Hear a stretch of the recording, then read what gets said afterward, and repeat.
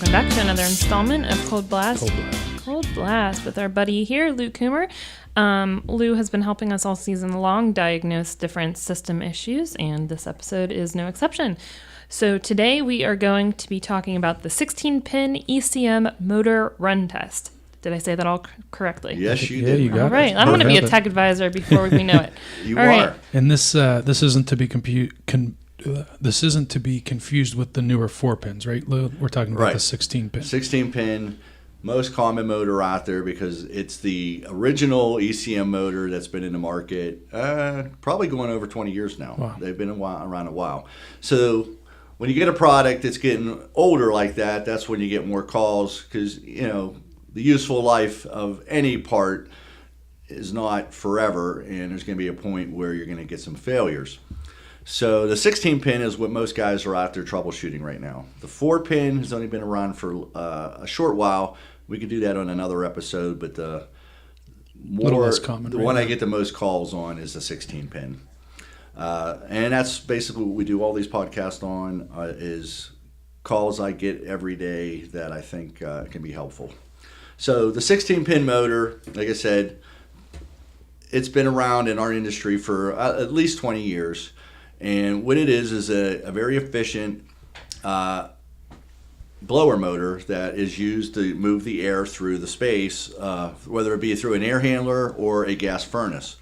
And this is going to be on our more premium products, and I highly recommend them. They are considered like a smart motor. They actually will speed up and slow down based on the demand, where a typical motor will, like a PSC motor, will only be able to give you as much based on how good the ductwork is. So if you have ductwork, anytime you have bad ductwork, I recommend you correct it, but an ECM motor will give you better performance than a PSC motor will, and at a lower cost. So when the ECM motor has trouble, most likely it's from power surges. After a storm, I get these calls, or someone hit a telephone pole and took an electric line out, and there's a power surge in that zone. This is where ECM motors can sometimes get damaged. So how do we know it's the motor or the board? That's the big question that I get the call on, motor or the board. Well, there's a very easy way to decide which one it is with a simple test I'm going to explain. So every 16-pin motor obviously has 16 wires, and they are, when you pull the plug off of the indoor board, they're going to be lined up 8 on one side, 8 on the other. So you got numbers 1 through 8 going top to bottom on one side and 9 through 16 on the other side. How do I know which side's which? Real easy. Number 1 is always, on all American Standard wiring harnesses, is blue. So the blue wire is terminal number 1. So any confusion there, I have a hard time seeing because usually they're printed on there, but very, very small. Without my reading glasses anymore, it's even hard for me to see it. So just look for the blue wire. Blue is 1. Yeah, blue is 1. So blue is 1, and blue in American Standard world forever has been common. So that's our first common. So we're going to end up jumping out 4 different terminals on this plug. So number 1, and then our second common is number 3. So now we know what 1 is, just count down to 3. And then what I like to use is a piece of, and I do this in my classes, use a piece of 18-2 thermostat wire. So I put a jumper between 1 and 3. And then on the other side, the 9 through 16, we need to jump pins number 12 and 15.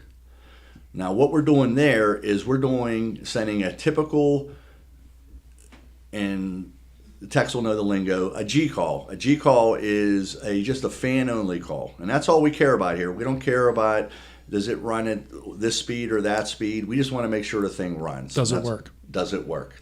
So 12 and 15, so you're going to go to the other side, and the easiest thing to do is count from the bottom, because the bottom pin on the other side is 16. So you just count up 1, that's 15, put a jumper wire there, and then count up to 12 and put a jumper wire there. So now we're set to do the test. So now what do I got to do? Now we need 24 volt source voltage to see if the motor will run, because that's what the board sends to it. A lot of guys think there's all this DC voltage going on an ECM motor, but it's just not true.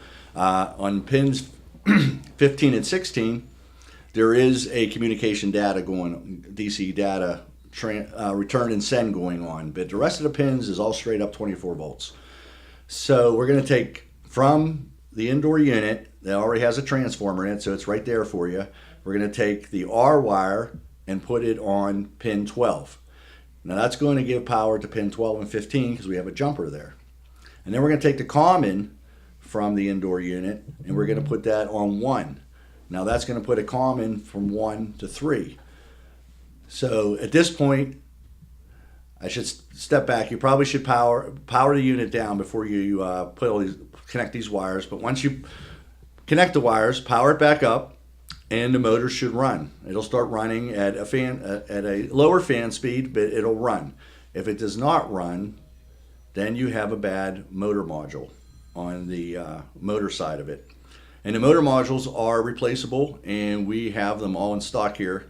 We have software from American Standard that we program any model you have. It could be from something from 25 years ago to 5 years ago. We have them all because we have the programmer here. So we can get you a new module the same day if you need a module. If the motor runs, then you need to look at the indoor board. On the air handlers, they have a small little control board. The furnaces, it'll be all tied into the main control board. And we usually have those in stock as well. But that's very common question I get. I get this call after storms. I usually get a few of them during that week because that's when most of these motors get damaged. And that is the 16-pin motor. Perfect. That's it. Thanks, Lou. Thank you much.